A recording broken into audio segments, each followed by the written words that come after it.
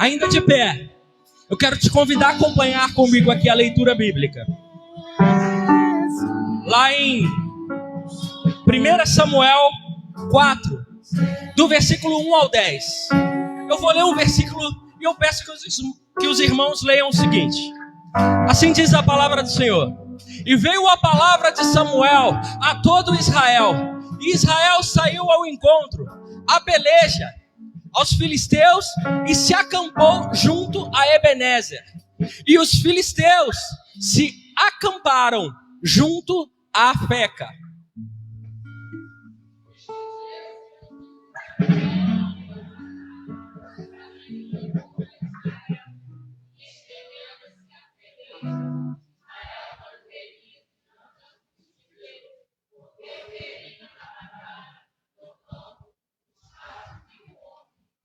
E tornando o povo ao arraial, disseram aos anciãos de Israel: por que nos feriu, ó Senhor, hoje, diante dos filisteus?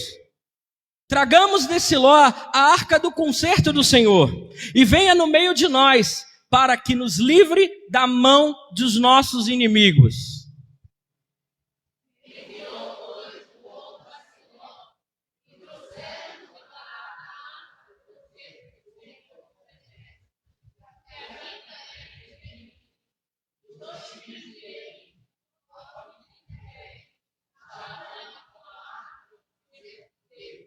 E sucedeu que, vindo a arca do concerto do Senhor ao arraial, todo Israel jubilou com grande júbilo, até que a terra estremeceu.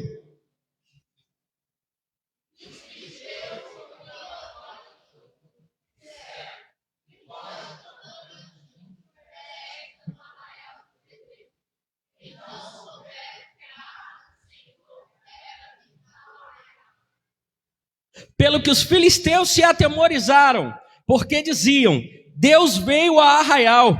E diziam mais: ai de nós, que tal nunca sucedeu antes.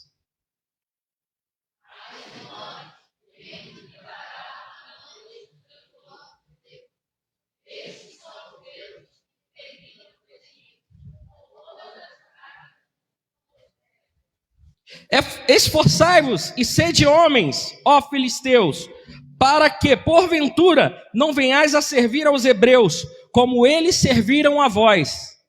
Sede, pois, homens e pelejai.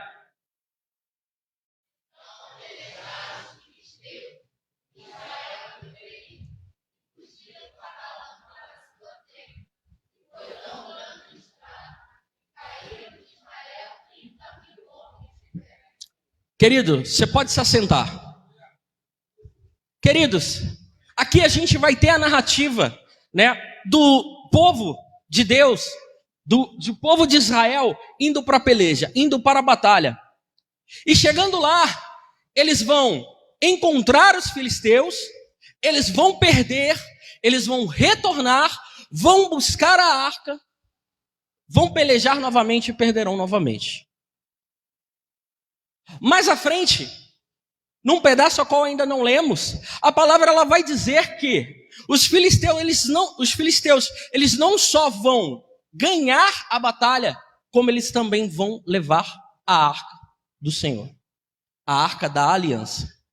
Queridos, nessa noite, o que precisamos entender e compreender? Que algo foi tirado de Israel, algo foi roubado de Israel. Entretanto, antes de entendermos que algo foi retirado de Israel, precisamos compreender, primeiro, o que foi retirado de Israel. A Bíblia ela vai relatar que foi retirado a arca da aliança, a arca do concerto. Arca essa que representava a glória de Deus. Mas, de fato, o que é a glória? Mas antes de entendermos o que é a glória, a gente precisa entender esse contexto. O contexto histórico e o contexto que aqui a Bíblia vai trazer para nós.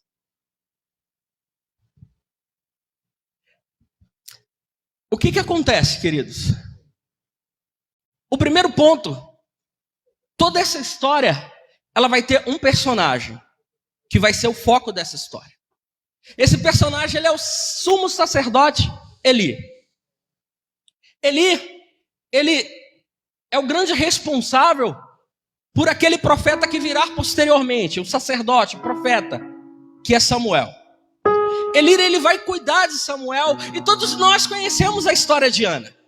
A pastora pregou lindamente aqui, há algumas quarta-feiras atrás, sobre Ana, no qual Ana se apresenta ao sacerdote, e o sacerdote até acha que ela está bêbada.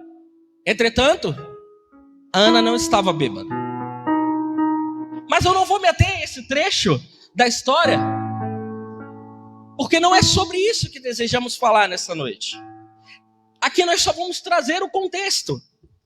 E após aí, ainda,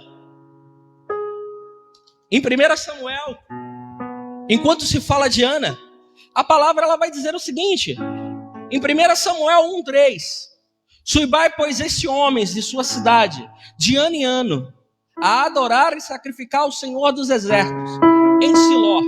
E ali estavam os sacerdotes do Senhor, Ofim e Finéias, os 2 filhos de Eli.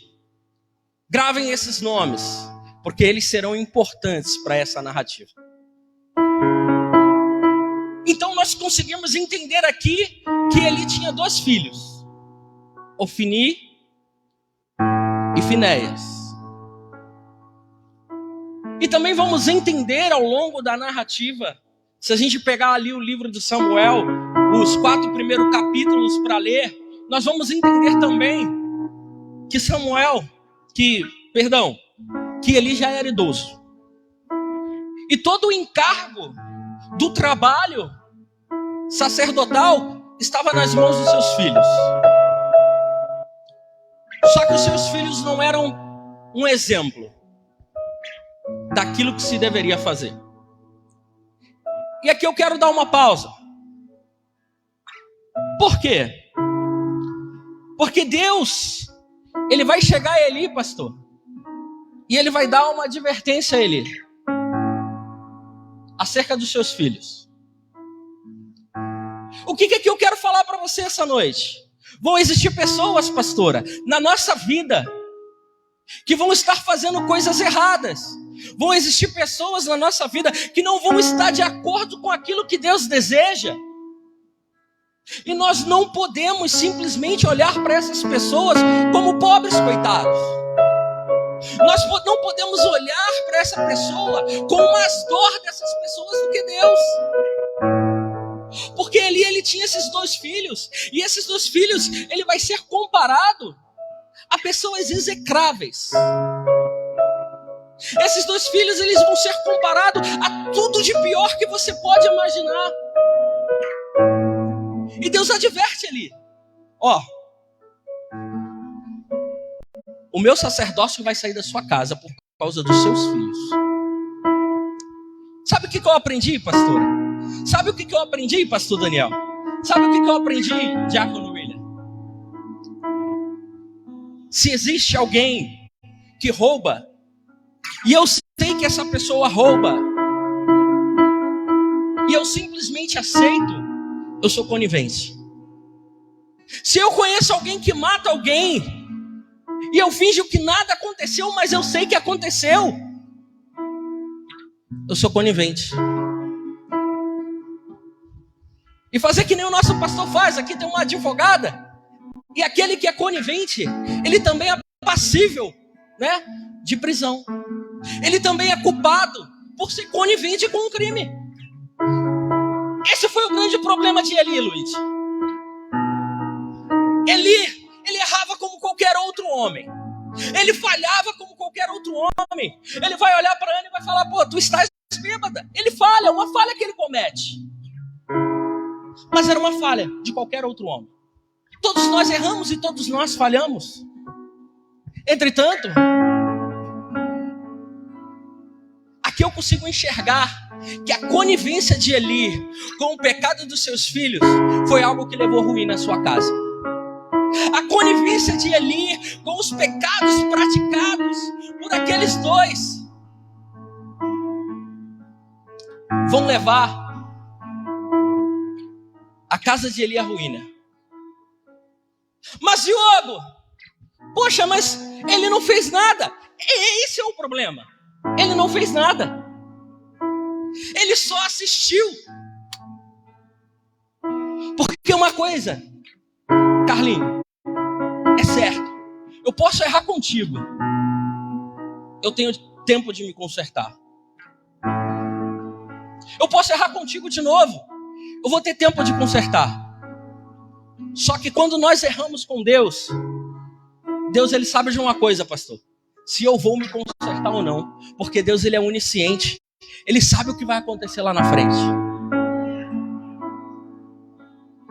E se eu não tenho pretensão de um conserto, tenha certeza que a minha falha com Deus, ela é passiva de condenação. A minha falha com Deus, se o meu coração de fato, ele não é um coração que vai se contrir e vai verdadeiramente que eu preciso mudar, aquilo ali vai me gerar uma condenação automática. Só que depois de tudo isso, Israel vai para a guerra. E esses dois homens vão junto. Gravaram os nomes? Ofni e Finéias. Esses homens, eles vão.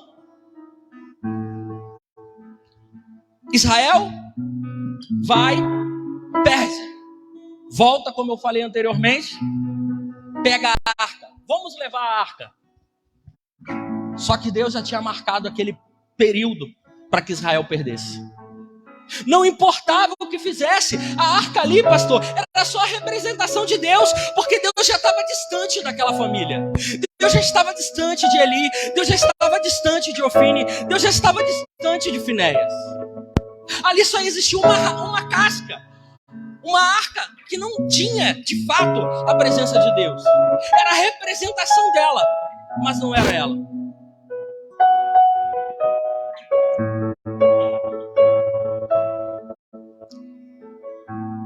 E a gente vai ver Israel perder a guerra. E aqui eu quero continuar aqui a leitura, que vai dizer o seguinte: e foi tomado a arca de Deus, e os dois filhos de Eli, Ofni e Finéias, morreram. Deus havia advertido. Deus havia advertido Eli. E o que Deus advertiu aconteceu. O que Deus havia falado acontece. Só que as coisas vão continuar. Por quê? Porque vai vir um soldado de campo. E esse soldado, ele vai chegar ao local fazendo um tremendo alvoroço. E ele vai receber esse soldado. Como eu falei anteriormente, ele já é idoso. Ele não enxergava. Mas ele ouve e pergunta: o que alvoroço é esse? O que está acontecendo? E esse soldado dá a notícia: olha, seus filhos morreram. E a arca, a presença de Deus, foi tomada. Lembra do juízo sobre a casa de Eli? Vocês acharam que tinha acabado ali nos filhos? Não. Eli, com 98 anos, ele cai da cadeira e ele quebra o pescoço e vem a falecer. E a história ela vai continuar, por quê? Porque a nora de Eli estava grávida. A nora de Eli estava grávida. E ela teria um neto de Eli. Porém, ela também recebe a mesma notícia. Entra em trabalho de parto. E prestes a falecer, perguntam a ela o nome da criança. E ela vai dizer Icabod, ou Icabô. Foi-se a glória de Deus. Dentro desse contexto, a gente precisa entender que o porquê que essa mulher ela tem essa atitude de colocar esse nome no filho. O esposo morreu, o cunhado morreu, O sogro morreu. A glória de Deus foi tirada de Israel. O que ela mais teria para se apegasse àquela vida, ou que continuasse, ou que escolhesse um nome bonitinho para o seu filho? A glória de Deus se foi, o nome do filho já não importa mais. Se a glória de Deus se vai da nossa vida, o que importa? Se eu não tenho Deus na minha vida, o que importa para mim?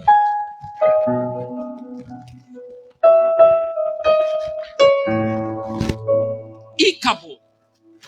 Grave isso. É o nome da nossa campanha. Só que não é um acabou simples, como está na Bíblia. É uma pergunta. E acabou. Foi-se a glória de Deus, William? É isso que eu vou te perguntar essa noite. Foi-se a glória de Deus? Primeiro precisamos entender de fato o que é acabou. Acabou, ela vai vir de uma palavra hebraica que é ei, kabod, ou kavod, que significa ei, ausência, kavod ou kabod, glória.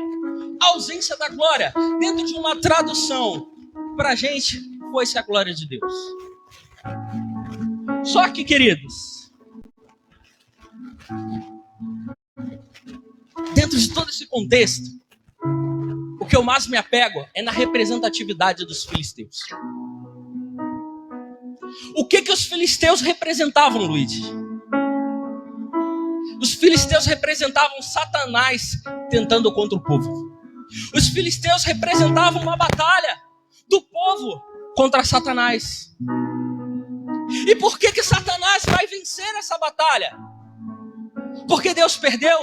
Não, Deus não perde. Porque o sacerdote, porque os filhos do sacerdote, porque o povo já não estava da maneira que deveria estar. O povo já não vivia, os filhos do sacerdote já não viviam. Aquele povo todo que estava ali olhava tudo aquilo e entendia como se fosse normal, como o pecado do outro fosse normal, como se o pastor Daniel fizesse algo muito errado e o Diogo achasse, não, tá tudo certo. Isso gerou uma condenação para aquele povo, assim como vai gerar uma condenação para nós por entendermos que o que está errado está correto. Por que a glória de Deus se afasta? Porque a arca foi roubada? Não. Porque as atitudes não condiziam com a presença de Deus naquele lugar. Eu não sei como você entrou aqui hoje.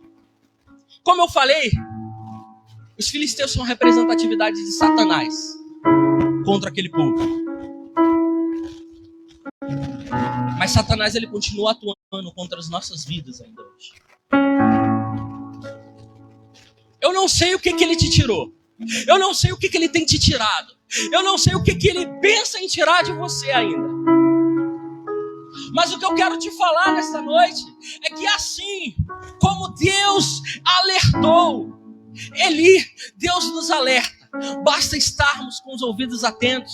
Talvez uma palavra por meio do nosso sacerdote aqui da casa, por meio de um líder, por meio de um amigo, por meio de um sonho. Deus, ele vai falar conosco. Mas eu preciso estar com os ouvidos atentos para aquilo que vai ser falado ao meu coração. Eu preciso entender e compreender o que o Espírito Santo, o que Deus quer fazer na minha vida. Porque afinal de contas, se eu sou filho de Deus, se eu sou servo do Senhor, o Espírito Santo de Deus habita em mim. Ele me convence do pecado, ele me convence do erro, ele me convence de que aquilo que eu estou fazendo e da forma que eu estou vivendo é necessário uma mudança.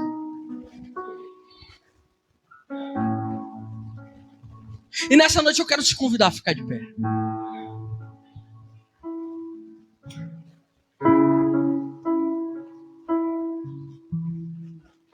E mais uma vez eu te faço a pergunta: foi-se a glória de Deus? Alguma coisa foi roubado da sua vida? Alguma coisa foi retirado por Satanás? Você deixou com que ele levasse algo? Talvez o seu filho foi levado para um lugar que você não desejasse. Talvez o seu esposo, talvez o seu amigo. Eu não sei. Só você sabe como você chegou aqui essa noite. Talvez você perdeu tudo que tinha. Por causa de drogas, de bebida. Não sei. Mas você sabe. Eu quero te convidar nesse momento a fechar seus olhos. Eu quero convidar você nesse momento a entender e compreender a importância e a grandeza de Deus na sua vida. Eu quero nesse momento que você não só entenda e compreenda a grandeza de Deus na sua vida, como você compreenda o seu trajeto, a sua história e veja, de fato, se Satanás tirou algo de você. Se você deu legalidade, se você deu liberdade para que Satanás se tirasse algo. Para que, de repente, a glória de Deus fosse roubada da tua vida. Por quê? O que é a glória de Deus? Lembra a pergunta que eu fiz lá no início? A glória é a manifestação de Deus em nossas vidas. E será que você perdeu isso? Será que você já não sente mais a mesma presença? Será que você não sente mais o manifestar de Deus como você sentia antes? Talvez não, de repente não seja alguém da sua família que Satanás tirou de você, que levou para outros lugares. Talvez não seja a bebida e as drogas que ele colocou na sua vida para te tirar da presença. Mas talvez de repente seja um simples esfriamento. A pergunta que eu te faço essa noite: foi-se a glória de Deus? E se foi, o que falta para você resgatar isso para a sua vida? O que falta para você gerar essa mudança em você? Para você compreender e entender que só você pode resgatar aquilo que Satanás te tomou. Só você pode. Ninguém resgataria a arca. Quem resgata a arca é o povo de Israel. Então, quem vai resgatar aquilo que foi tomado de você é você. Então feche os seus olhos agora. Eu quero que você abra o teu coração para Deus nesse momento. Comece a entregar para Ele tudo que você precisa que seja devolvido na sua vida. Tudo que você precisa que um dia foi retirado, mas você quer de volta, porque não pertence a Satanás. É teu, porque a glória que se foi não é a glória que vai ficar lá, é a glória que vai retornar para você, para sua vida, para sua casa, para sua família. Você nesse momento falou com Deus, pontuou para Deus o que você necessita, o que te foi tirado, o que você precisa que seja devolvido para a sua vida. Mas que não venhamos a sair daqui desse lugar entendendo o seguinte: que a arca ela só foi levada porque houve uma falha, porque houve um erro. E a palavra ela vai dizer o seguinte, lá em João 14, no versículo 15, Jesus vai dizer: se me amardes, guardarei os meus mandamentos. No versículo 21, ele vai dizer o seguinte: aquele que tem os meus mandamentos e os guarda, este é o que me ama, e aquele que me ama será amado por meu Pai, e eu o amarei e me manifestarei a Ele. Ou seja, a glória de Deus vai se manifestar na sua vida se você guardar os mandamentos, e assim o Senhor